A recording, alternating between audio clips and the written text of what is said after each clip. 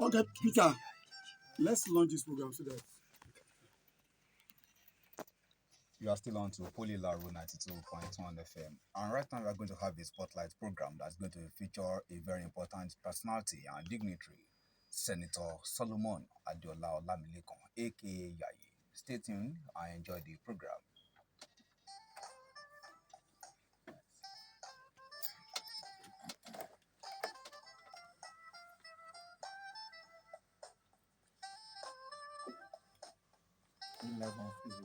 Yeah, everybody.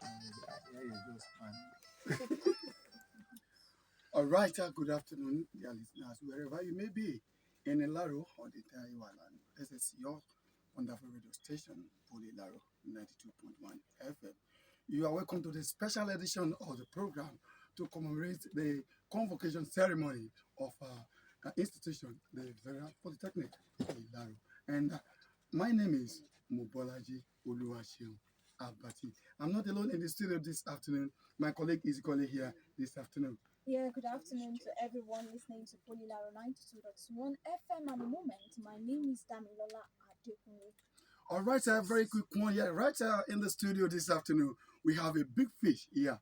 When we're talking about big fish, we are talking about a political juggernaut, an achiever par excellence, and the current fellow of the Federal Polytechnic in Laro. And I'm talking of no other person than distinguished Senator Olamilekon Adiola, aka Yayi, distinguished Senator of the Federal Republic of Nigeria. You're welcome to the program. Thank you very much for having me on your program, llaro FM 92.1.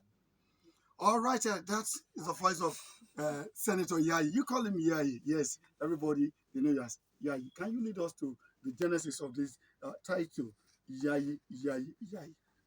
Well, once again, thank you for having me on your program. I'm Solomon Adiola Olamilekon, popularly called Yayi. And what Yayi, well, it's been there for a while. And I came by that name out of my good deeds to my constituents. And in Yoruba land, when you say Omo no Yayi, that is Omoluabi, Omo Dada. And that is where that acronym comes from. And since then, it has been a name that has gone even beyond me to the extent that people know Yayi, but they don't know who is behind Yayi. Until now, that's Yayi. Wow, is that Yayi? So that is that. So that name has been there for a while, and I want to thank God and for those who deem me fit to even give me that name, because to many that name means different interpretation. But for those who are close followers, who are associates, who are friends, that name means so much to them and also to my very humble self. So I thank God and I'm happy to be called and identified as Yayi. All right, that's a very good one. Yeah, distinguished Senator, let me ask you, why the law for this polytechnic? Well, thank you very much. This was one question that has been asked over and over again. And just now, before leaving the convocation ceremony, a journalist put the question to me that what is the motivation behind doing all this for the Federal Polytechnic in Ireland? And I want to say this that the motivation comes from nowhere. It's just the belief that this is the only federal institution in Yewa land that is well known, that is established. And that alone is enough motivation for me to see that anything I could do to better the lot of the institution will not be out of place. Among which is transforming this institution from Polytechnic to a Federal University of Technology, a bill that has been passed, that has been moved and passed by the Senate and the Federal House of Representatives, so that we can have a federal institution of university level within Yewa land.